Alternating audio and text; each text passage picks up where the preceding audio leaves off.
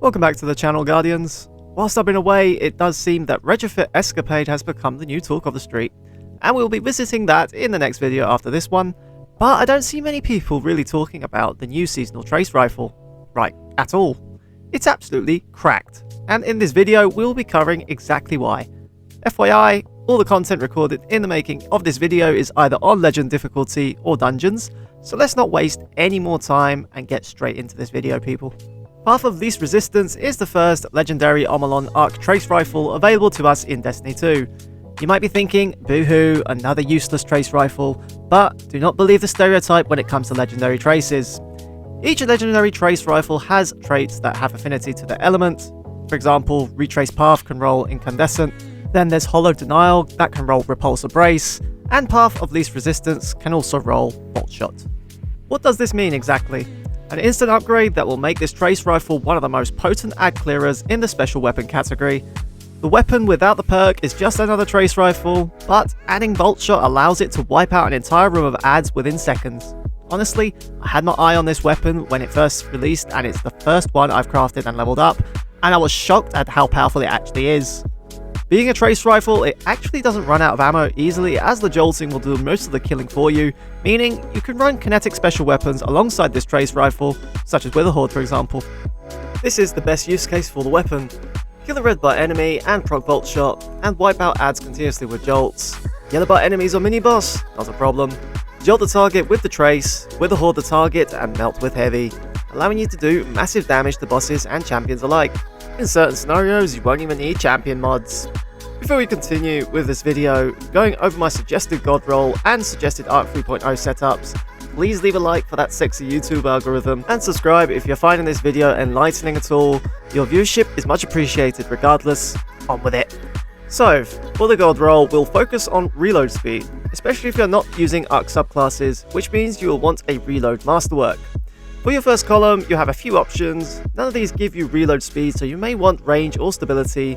Hammerforge will give you a big range boost, however I would suggest either corkscrew rifling or small bore, which both give you the best of both worlds with a bump in both perks. The second column does give you reload speed perks, and that is what we are going for, so you have two decent options. Light Battery will give you 10 plus reload speed and handling, whilst Tactical Battery will give you the same boost to reload speed and a small bump to range and stability. I personally went with the latter, but both choices are great. Now, for the third column, it really depends entirely whether you plan to use an Arc 3.0 loadout or not.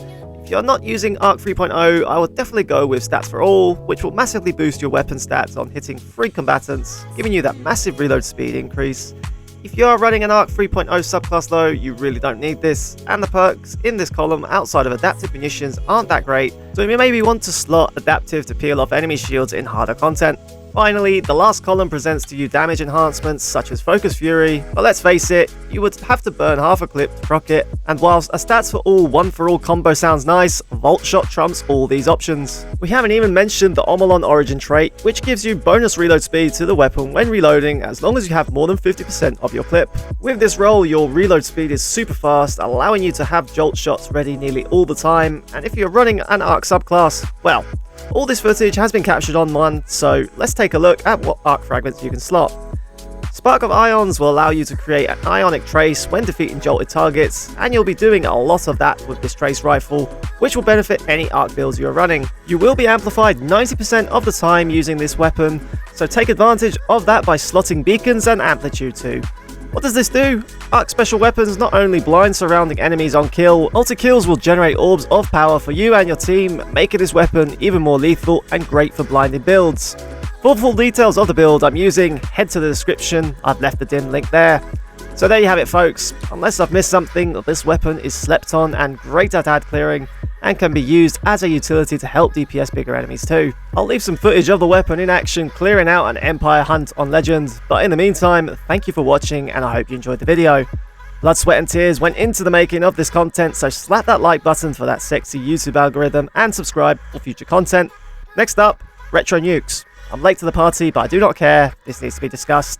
This was Plasma Alchemist, your viewership is much appreciated. See you later, Guardians.